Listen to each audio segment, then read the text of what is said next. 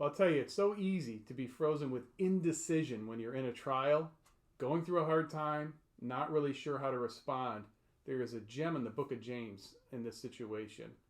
If anyone lacks wisdom, let him ask of God.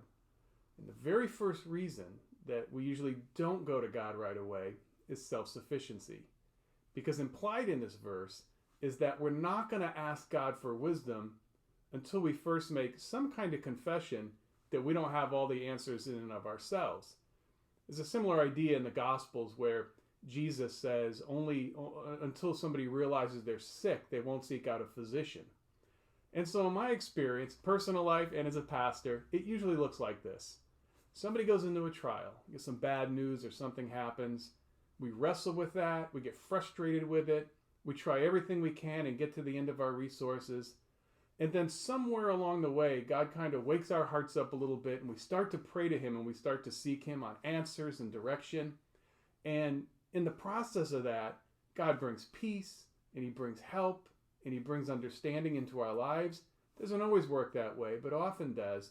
And then we kind of say to ourselves, why didn't I do this 4 days ago? Why have I been torturing myself for a half a week? I should have gone to God immediately.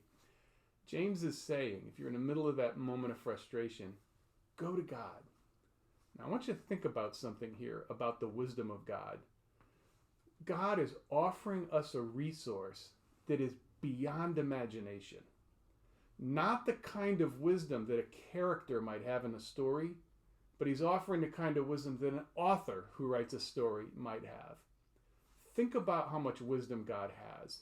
It is unimaginable to the human mind how wise God is. Just think about the gospel story.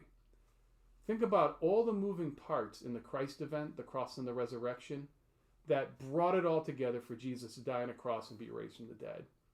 There are literally hundreds of prophecies from the Old Testament. Some of those on the surface appear to be contradictory.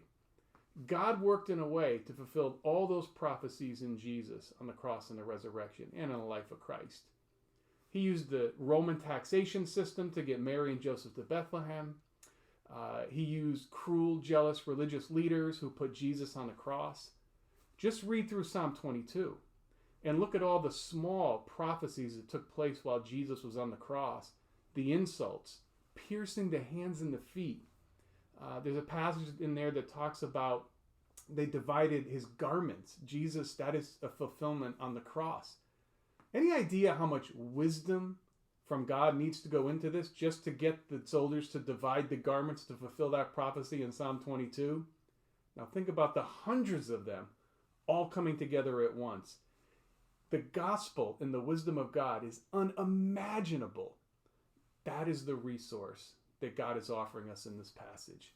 If anyone lacks wisdom, let him ask of God. You know what God is saying to us? The God of the universe, the God of all wisdom. He's looking at you and I in the eye and he's saying, got questions? Need advice? Fire away.